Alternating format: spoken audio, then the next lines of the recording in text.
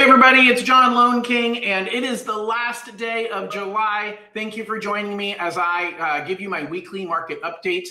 So this one is packed with a lot of really good information, but I'm going to start with a quick market update. The Fed met on Wednesday. The Fed's not our friend. The Fed doesn't know what they want. The Fed has changed their mind over and over again, and Kevin Warsh is not helping his cause. So we're seeing a lot of volatility. We're seeing the markets unsure how to react.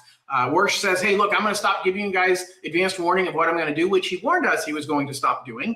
And he said, but I think it's working. Well, the market's freaking out a little bit, has been highly volatile even since then. And so I'm not sure it's working the way he wants, but it really just affirms what I've been telling you for the last few months, which is we don't know where rates are going to go from day to day and from month to month. And it's a highly volatile situation right now between what's happening in Iran and, war on, war off.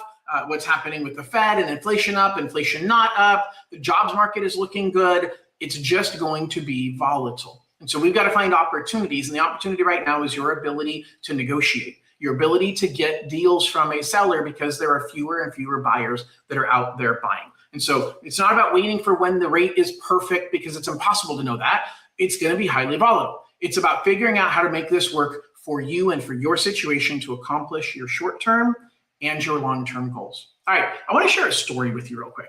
I was talking with a client today who was referred to me from his CPA. And he went in and talked to his CPA and he said, hey, I need to file my taxes. I'm on extension. I need to file my taxes showing more profit.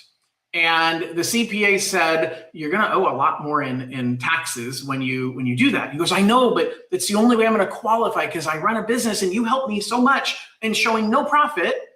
And I don't qualify. Like I talked to somebody about doing a mortgage and they said, I don't qualify. I need to file my taxes showing higher taxes. Luckily, his CPA knows me and he says, do me a favor, before we waste money paying more to the IRS than you need to, go meet with John King. And he and I sat down. I took a look at his tax returns. I always want to start there because the truth is not every lender understands how to read taxes properly. And often I find that when I look at tax returns, I can see something there. I have a history. My father was an enrolled agent. He did taxes for his most of his career, and I, as a good teenager, was an indentured servant and spent every year between January and April helping do taxes, and that helped me get an idea of how to read a tax return and what it looks like. So I was kind of born with understanding taxes, and that allowed me to take a look at his taxes. And guess what I found? Found the other lender was right. Like, he doesn't qualify. But that wasn't the end of the story. The end of the story is we started talking about how he runs his business. He's an independent consultant, independent contractor. He's a consultant. He's got very little overhead. And so we started looking at a bank statement loan. And he said, John, all the money comes in and then it immediately goes back out. Like I don't keep the money in my business account. So that's not going to help. And I said, no, bank statement loans are about deposits.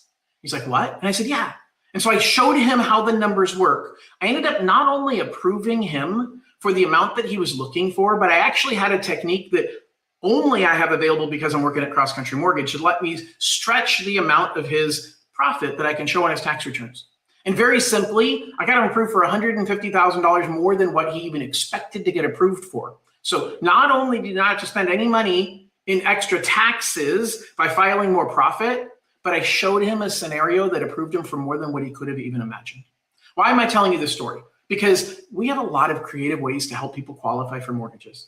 Your tax return does not tell the entire story. Maybe you have side work. Maybe you get paid cash for the work that you do. Maybe you have a rental property and your rental income is not fully showing on your tax returns, or you're writing off a lot against that property. No matter what the situation is, the challenge in my industry is we've taught people we care only about the tax returns. I had another client that said, John, I can't apply yet because I'm not done filing my taxes. And I said, oh, what do you do for work? And he goes, oh, I'm a teacher. And I said, do you own any rental properties? No. Do you own any business or side business or anything? No. I never need to look at your taxes. Like, no matter what, even the government FHA and conventional programs don't require your taxes if you're not self-employed or if you don't own a business. And I have other programs that even if you are self-employed, or own a rental, I should say, even if you are self-employed or own a rental, I have other programs that don't require that anyway. Or maybe you're paid tips. Like, there's so many situations where your tax returns don't tell the story. And half the time we don't even need the tax returns anyway. So if you feel like I can't buy a home, I can't refinance a home because my taxes don't show enough profit, you're probably looking at it wrong or you're talking to the wrong person. And so I want to make sure that you know that I am that right person.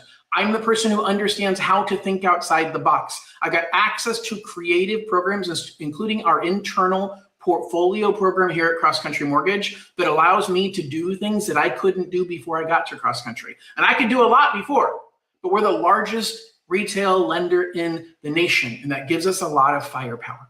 It gives me a lot of opportunity to help serve you beyond just the simple options that are on the surface, beyond just looking at your tax returns and saying yes or no. We can go way deeper. Just make sure you're working with the right lender who understands how all of that works. And if you happen to get with the wrong lender and they said no, come to me for a second opinion, because I have lots of different scenarios that I can probably make something work for you.